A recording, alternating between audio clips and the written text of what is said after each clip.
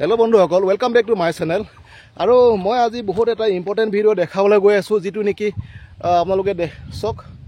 সেই তাত আছে আমাৰ যিটো নেকি আমাৰ ছেডনেট হাউচ। তাত একচুৱেলি আমাৰ যিটো নেকি লেমন কেনেদৰে আপোনালোকে কাটিং কৰিব বা কেনেদৰে তাৰ যিটো নেকি আমাৰ যিটো নেকি নাৰ্চাৰী আপোনালোকে তৈয়াৰ কৰিব, তাৰ ওপৰত মই দেখাবলৈ গৈ আছোঁ, যিটো কেনেদৰে কাটিং কৰিব।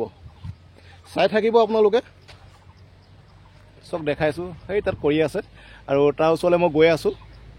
আৰু যদি ভাল পায় লাইক কৰিব, শ্বেয়াৰ কৰিব, চেনেলটো ছাবস্ক্ৰাইব কৰি ল'ব। Thank you. আৰু চাওক, এইবিলাকে লেমনৰ যিবিলাক নেকি ডাল হয়, আমাৰ কাজি নেমু আনি থৈ দিছে। আৰু কেনেদৰে কাটিং কৰিব বা কি লগাব, তাত কোনটো মেডিচিন তেওঁলোকে ইউজ কৰিব, গোটেইখিনি চাম আমি। আৰু এতিয়া আমি কেনেদৰেনো ডালৰ পৰা আমি কেনেদৰে নাৰ্চাৰী প্ৰস্তুত কৰিম, আমাৰ যিটো নেকি আছাম লেমন, আমি সেইখিনি জানিম। আৰু সেইখিনি গোটেইখিনি আমাৰ যিজন নেকি বিশেষজ্ঞ আছে বা যিজনে নেকি অলপমান টেকনিকেল পাৰ্চন, তেখেতে জানে এইবিলাক।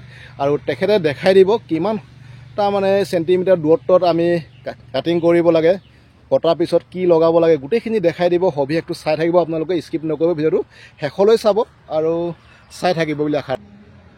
আজি আমি শিকিম কেনেকৈ আছাম লেমনৰ কাটিং কৰা যায়।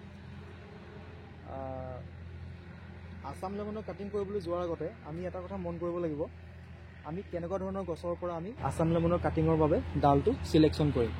গতিকে আমাৰ চিলেকশ্যন কৰিবলৈ যাওঁতে আমি চাব লাগিব যে যাতে গছডাল পূৰ্ণবয়স্কৰ হয়। যেতিয়া মাদাৰ প্লাণ্ট হ'ব, সেই মাদাৰ প্লাণ্টটো তাৰ জাতটো ভাল হ'ব লাগে, উচ্চ উৎপাদনক্ষম হ'ব লাগে আৰু বেমাৰ আজাৰ নথকা গছৰ পৰা আমি ডালটো চিলেকশ্যন কৰিব লাগে।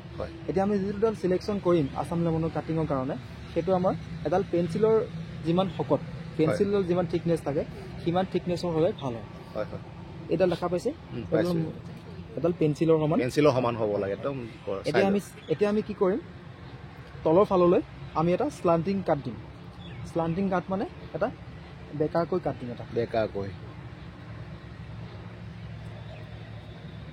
এচলীয়াকৈ শ্লাইডকৈ ন, ধৰিব পাৰিছে? পাইছোঁ। স্লান্টিং কাট দিম। আমি স্লান্টিং কাটটো দিয়া মেইন উদ্দেশ্যটো কি থাকে? উদ্দেশ্য হৈছে যাতে শিপা ওলাবলৈ বেছি যাতে ইয়াতে জেগা পায়, সুবিধা পায়। ইয়াৰ পৰা শিপাবিলাক ওলাব, শিপাবিলাক ওলাবলৈ যাতে বেছি স্পেচ পায়, বেছি জেগা পায়, সেইকাৰণে আমি এটা স্লান্টিং কাট দি দিছোঁ। মানে বেছি জেগা পাব, ওলাব, জেগাটো বেছি পাব। ঠিক আছে। এতিয়া আমাৰ ইয়াৰ যিটো কাটিং কৰিম, সেই কাটিংটো আমাৰ দীঘ হ'ব লাগে মেক্সিমাম 15 চেণ্টিমিটাৰ। হয়। গতিকে আমি এটা 15 চেণ্টিমিটাৰ জোখত আমি ওপৰতো এটা স্লান্টিং কাট দিম। ওপৰতো দিব লাগিব। হয়, ঠিক আছে। পাতকেইটা আঁতৰাই দিলোঁ।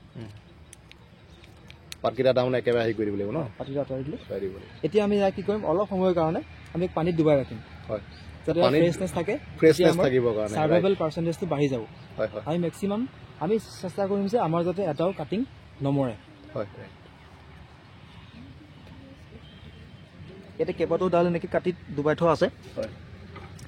এতিয়া আমি নেক্সট ষ্টেপটো হ'ব, আমি হৰমন আমি ইউজ কৰিম। হৰমন মানে হৈছে যিটো হৰমনে শিপাটো ওলাবলৈ সহায় কৰিব। ঠিক আছে। আৰু এই হৰমনটোৰ নামটো কি? এইটো হৈছে নাম্বাৰ 3 ৰোটেক্স। মানে আমি এইটো অক্সিন হৰমন বুলি কওঁ। ইয়াৰ পৰা মানে ই আমাক শিপা ওলোৱাত সহায় কৰে। এইটো বজাৰৰ পৰা আমি চবতে বেলেগ বেলেগ কোম্পানী বেলেগ বেলেগ নাম পাব, কিন্তু আপুনি এইটো কাটিং হৰমন বুলি ক'লে বজাৰত পাব। আৰু ইয়াৰ নাম্বাৰটো হৈছে 3 নম্বৰ। মানে আমি একচুৱেলি কি হয়, কাটিং কৰিবৰ কাৰণে আমি 3টা হৰমন ব্যৱহাৰ কৰোঁ। ফাৰ্ষ্ট হৰমনটো হৈছে চফ্টউড কাটিঙৰ কাৰণে, যিটো লতাজাতীয় বস্তুবিলাক কাৰণে ব্যৱহাৰ কৰোঁ। ছেকেণ্ডটো হৈছে ছেমি হাৰ্ডউড কাটিং, যাৰ কাগজটো অলপ কোমল, সেইটো। আৰু 3 নম্বৰটো হৈছে আপোনাৰ হাৰ্ডউড কাটিং। সেই হাৰ্ডউড কাটিঙৰ কাৰণে আমি নাম্বাৰ 3 হৰমনটো ইউজ কৰোঁ। গতিকে হৰমনটো স্পেচিফিক থাকে, হৰমনটো স্পেচিফিক নাম্বাৰ 3 ইউজ কৰিব লাগিব। নেক্সট হ'ল আমি কি কৰিম, যিটো গুৰি ফাললৈ, যিফালে নেকি আপুনি কাটিং কৰিছিলে সেইটো চাইডে শিপাটো আমি কি কৰিম, হৰমনটো এনেকৈ আমি লগাই ল'ম। ঠিক আছে। এনেকৈ লগোৱাৰ পিছত ষ্টিক কৰি দিম। আমি কাটিং কৰিবলৈ হ'লে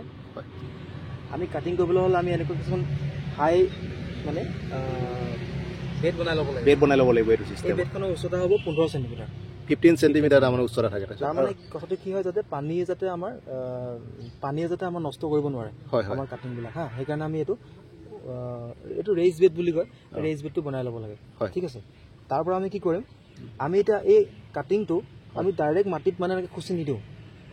যদি মাটিত খুচি দিওঁ, হৰমনটো মানে হৰমনটো আঁতৰি যাব লগতে ইয়াত মানে হেৰি হ'ব ফাটি যাব এইটো ফাটি গ'লে ই মানে ইয়াৰ ডেমেজ হোৱাৰ চান্স বেছি থাকিব মানে ফাটি গ'লে আপোনাৰ ইয়াৰ সাৰ্ভাইভেল পাৰ্চেণ্টেজটো বহুত কমি যাব সেইকাৰণে আমি কি কৰিম এইটো লক্ষ্য ৰাখি আমি এটা বাঁহৰ এনেকৈ এটা খুঁটি বনাই ল'ম খুঁটি বনাই লৈ আমি এটা হেলনিয়াকৈ আমি 45 ডিগ্ৰী মান এংগলত হা 45 ডিগ্ৰী এংগলত আমি কি কৰিম এনেকৈ এটা খুচি ল'ম প্ৰথমতে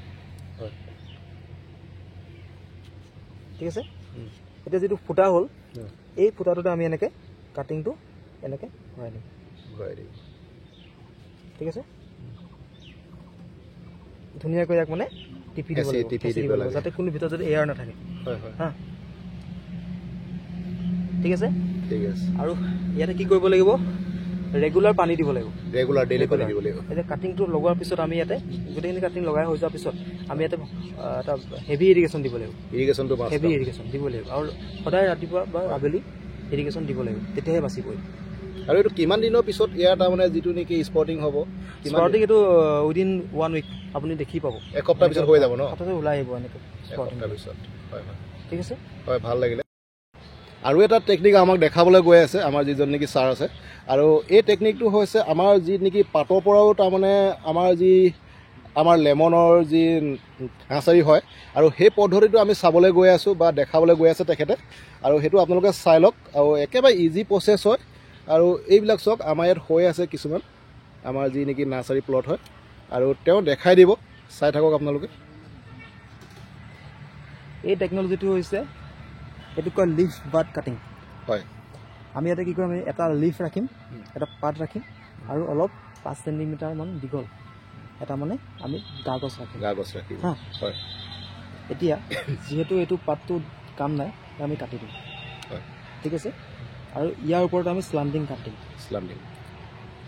অলপ ওপৰত দিব লাগিব নহ'লে পাতটো মানে হেৰি হৈ যাব ঠিক আছে তলৰ ফালেও তেনেকৈ আমি স্লান্টিং কাট দিম আমাৰ স্লান্টিং কাট দিয়াৰ কথাটো আমি কৈছোঁ আগত যে মেক্সিমাম এৰিয়া যাতে ই কভাৰ কৰিব পাৰে ঠিক আছে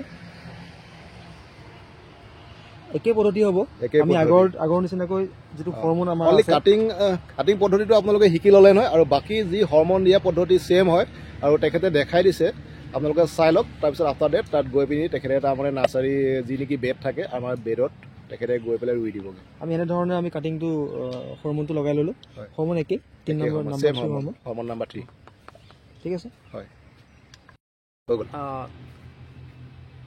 একেধৰণে আমি এটা খুঁটি লৈ পেলাই বাঁহৰ খুঁটি লৈ আমি 45 ডিগ্ৰী এংগলত এটা হোল বনাম এটা হেৰি বনাম ঠিক আছে তাৰ পৰা আমি এই যিটো কাটিংটো ইয়াত এনেকৈ পুট কৰি দিম আমি মন কৰিব লাগিব যে আমাৰ পাতটো যাতে মাটিত লাগু থাকে ওপৰত জাষ্ট অলপ মানে মাটিত লাগি থাকে পাতটো তাৰপিছত আৰু আপুনি হেঁচি দিছে ন ঠিক আছে যাতে মাটি টাইট হৈ থাকে আৰু এটা কথা মোক সুধিব থাকি গ'ল একচুৱেলি এই ভেটিটোত কি দি ল'ব লাগে আমি ভেটিটোত মানে আমি যিহেতু কাটিংটো ওলাবৰ কাৰণে হয় একচুৱেলি মাটি ইমান প্ৰয়োজন নাই আমাৰ শিপাটো ওলাবৰ কাৰণে শিপাটো ৰুট ইনিচিয়েশ্যন হ'বৰ কাৰণে আমাক বালি বহুত প্ৰয়োজন বালি বেছি 50% মান বালি থাকিলে ভাল 25% আপুনি যিকোনো কম্প'ষ্ট ভাৰ্মি কম্প'ষ্ট বা এনএছ কম্প'ষ্ট দিব পাৰে আৰু 25% মাটি থাকিব লাগে ডেট মিনছ তাৰমানে 25% আমাৰ এনি কম্প'ষ্ট আফটাৰ ডেট চইল 25% আৰু 50% তাৰমানে চেণ্ড থাকিব বালিত মানে বালিত শিপাৰটো সোনকালে গ্ৰ'থটো বেছি হ'ব তাৰ হয় হয় আপোনালোকে এতিয়া আফটাৰ 1 উইক ইয়াৰ যিটো নেকি গ্ৰ'থ আপোনালোকে দেখা পাইছে চাগে আৰু কি সুন্দৰভাৱে মই ক্ল'জলি আপোনালোকক দেখাই দিছোঁ ওচৰৰ পৰা চ' কি সুন্দৰভাৱে পোখা মেলিছে আৰু এক সপ্তাহ পিছতে ইয়াৰ যিটো নেকি গ্ৰ'থটো বহুত সুন্দৰভাৱে হৈ যায় চ' কি সুন্দৰভাৱে ওলাইছে এনেদৰে আপোনালোকেও ইউজ কৰিব পাৰে এইবিলাক টেকনিক আৰু ভিডিঅ'বিলাক চাই থাকিব আৰু ভাল পালে লাইক কৰিব শ্বেয়াৰ কৰিব চেনেলটো ছাবস্ক্ৰাইব কৰি ল'ব থেংক ইউ ধন্যবাদ